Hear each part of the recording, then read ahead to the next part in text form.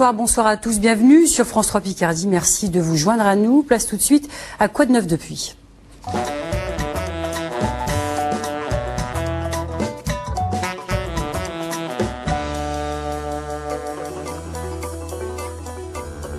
Vous êtes de plus en plus nombreux à vouloir manger différemment, manger des produits locaux et bio, un nouveau mode de vie qu'il faut organiser. Les solutions sont nombreuses, et notamment l'AMAP, une association qui permet aux particuliers de se fournir régulièrement chez les agriculteurs locaux. Et ça marche. Une dizaine d'AMAP se créent chaque année dans la région.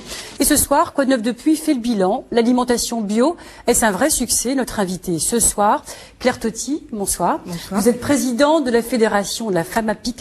Donc bonsoir et bienvenue. Mais d'abord, direction l'Oise, département où les premières AMAP ont vu le jour, une forme de commerce équitable à la française. C'était, souvenez-vous, le 29 décembre 2006. Regardez.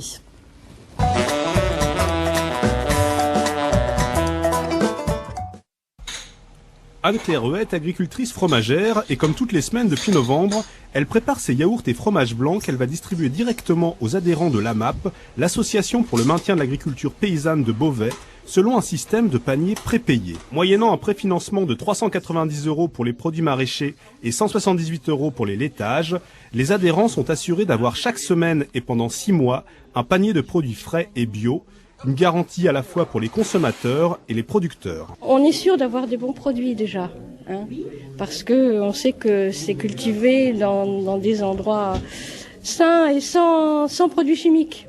Ils viennent nous voir à la ferme. Quand on a un gros coup de colis à donner, il y a quelques personnes qui se proposent et qui nous donnent un coup de main. C'est pas seulement une relation producteur et acheteur, il y a autre chose avec.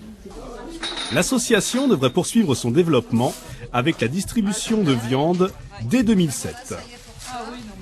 Alors on vient de le voir, Claire Toty, ça fait déjà 5 ans que ça a été lancé en Picardie. Est-ce que cela s'est bien développé ? Oui, on peut dire que ça s'est progressivement développé. En premier, plus dans l'Oise, puis dans la Somme, puis dans l'Aisne actuellement, où on assiste encore à la création de d'AMAP en ce moment. Alors donc les AMAP, pourriez-vous nous rappeler l'esprit ? D'abord, le sigle, c'est une association pour le maintien d'une agriculture paysanne. Donc ça a tout son sens, je pense, pour à la fois les consommateurs et les agriculteurs qui sont dans la démarche. L'esprit, la philosophie, ça vient d'un bon sens finalement, d'être plus actif dans nos choix de ce que l'on consomme, en particulier de ce que l'on mange. Alors, on peut en parler un peu de l'origine, peut-être. Est-ce que ce type de réseau, ça s'est créé finalement en réaction au système de consommation actuel ? On peut dire que oui, en ce moment on parle beaucoup du développement durable. Le système de consommation actuel finalement montre qu'il va à l'inverse, en particulier sur le plan de l'impact écologique dans le circuit de grande distribution, sur le plan des conditions sociales aussi de travail, par exemple, dans ces circuits, aussi de la rémunération des agriculteurs qui sont dépendants du marché. C'est justement, donc, pour ceux qui ne connaissent pas le principe, peut-être pourriez-vous rappeler comment ça marche, tout simplement. Le principe, c'est donc un partenariat entre un groupe de consommateurs qui s'organisent en association et un producteur. En Picardie, en grande majorité, il s'agit de maraîchers, donc en bio ou en train de passer au bio. Et donc, c'est un partenariat régulier qui donne lieu à une distribution hebdomadaire d'un panier de légumes, par exemple, à un lieu de distribution convenu entre eux. Donc, peut-être que la particularité, c'est l'engagement, c'est-à-dire que chacun s'engage, le consommateur aussi s'engage aussi financièrement. Comment ? Alors exactement, en fait, c'est un engagement de part et d'autre. Du côté du consommateur, il s'engage et il soutient aussi l'agriculteur dans le sens où il s'engage, par exemple, classiquement sur une période de 6 mois. Il prépaye en quelque sorte l'achat de ses paniers. En trésorerie, c'est pas forcément débité tout de suite, mais c'est un prépaiement, ce qui fait que l'agriculteur sait pour la période qui suit quels seront les paniers qu'il pourra ainsi écouler et vendre directement. Ensuite, le producteur aussi s'engage évidemment à répondre à ça. Il y a un lien, surtout une relation, c'est là-dessus qu'on insiste, parce que ça permet une rencontre en fait entre l'agriculteur. Chacun est en sécurité en fait. Voilà, et ça permet la rencontre surtout. Justement, allons voir un exemple d'une autre AMAP qui elle aussi connaît un certain succès, un réel succès, même c'est celle d'Abbeville. Regardez ce reportage signé Sabine Godard et Bernard Godard.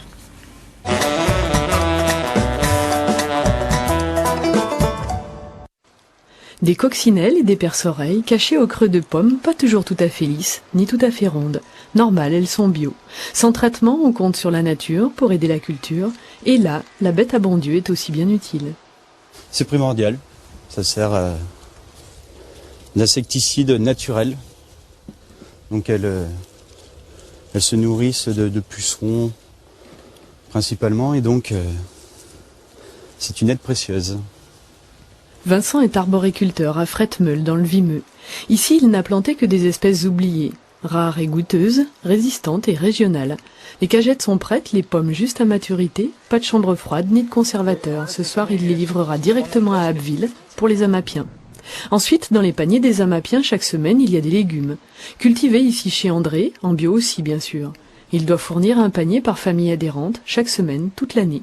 Des haricots et des tomates en ce moment, des choux pour l'hiver. Pour André, produire pour la MAP, c'est une stabilité économique quand les marchés sont plus aléatoires.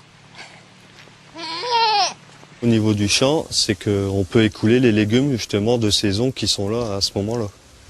Alors que sur les marchés, les gens ne veulent pas forcément de courgettes en plein été alors que c'est la pleine saison. La MAP, c'est aussi une philosophie.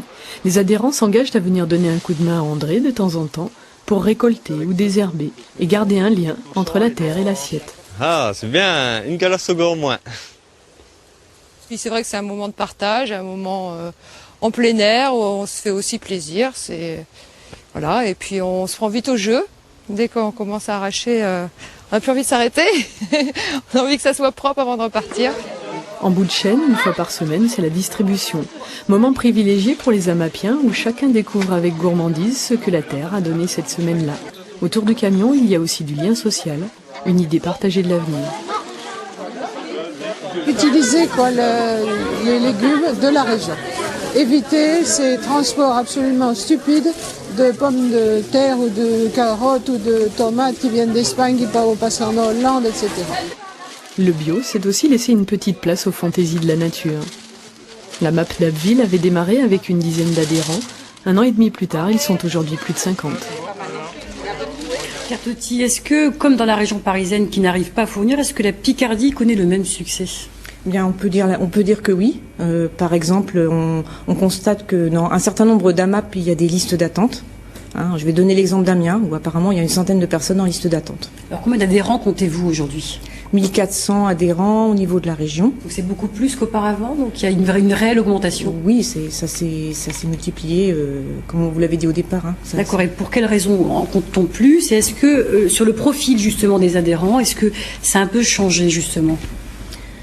Pourquoi on en compte plus ? Parce que je pense que les gens prennent conscience quand même de la limite de leur forme de consommation, qu'ils ont envie, ça a été expliqué dans le reportage, ils ont envie de consommer local, de consommer des bons produits, et petit à petit l'information circule, les gens savent que ça existe et ils s'organisent. Qu'est-ce qui les pousse à venir vous voir ? Est-ce que c'est par exemple les pesticides dans les légumes ? Est-ce qu'ils souhaitent des légumes naturels ? C'est un argument qui vient plus souvent, ça ?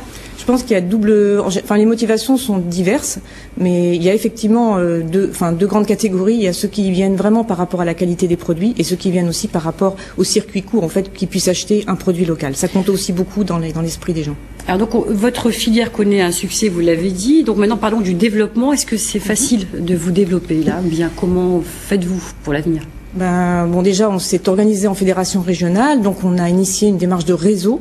Je pense que on a été soutenu par le conseil régional et les départements pour ça, ce qui nous permet de mieux faire passer les informations, de mieux mutualiser les expériences, etc. Donc déjà, c'est important parce que les gens étaient très isolés. Il y a quelle difficulté, êtes-vous confronté à ce développement ? La principale difficulté, c'est en fait les produits locaux. Donc, en parlant je prends l'exemple du maraîchage, c'est le nombre de maraîchers installés actuellement. Donc il y a un gros travail à faire parce que les freins principaux, ça va être l'accès au foncier pour ceux qui ont ce type de projet. Il n'y a pas suffisamment de foncier. Il n'y a pas suffisamment de foncier. Est-ce qu'il y a des agriculteurs de la région qui vous contactent de plus en plus, qui sont intéressés mais qui n'y arrivent pas ? Il y a des agriculteurs intéressés, de la région ou pas, mais qui ont envie soit de s'installer, soit de modifier leurs pratiques pour aller dans ce sens. Alors on parle du réchauffement climatique. Pour conclure, est-ce que vous pensez que votre AMAP, vos AMAP auront une chance de se développer encore davantage, justement à cause de ce contexte-là ? Oui, je pense qu'on a encore une marge de développement importante et on peut espérer que ça peut faire boule de neige. Très bien, merci beaucoup Claire Toty pour toutes ces explications. Et pour ceux qui souhaitent plus de précisions, voici le site internet qui s'affiche, www.amap-picardie.org. Demain, dans Quoi de neuf depuis, nous vous parlerons d'un nouvel espace d'accueil conçu pour accueillir les bébés et accompagner les mamans. Il y a 2 ans, la Croix-Rouge d'Amiens a inauguré le premier espace bébé-maman en France. Hygiène, démarches administratives, colis alimentaires. 2 ans après sa création, quelles sont les raisons du succès? Notre invitée sera Myriam Ferry. Mais tout de suite, la suite de l'information nationale, suivie de votre journal régional. Passez une excellente soirée, à demain.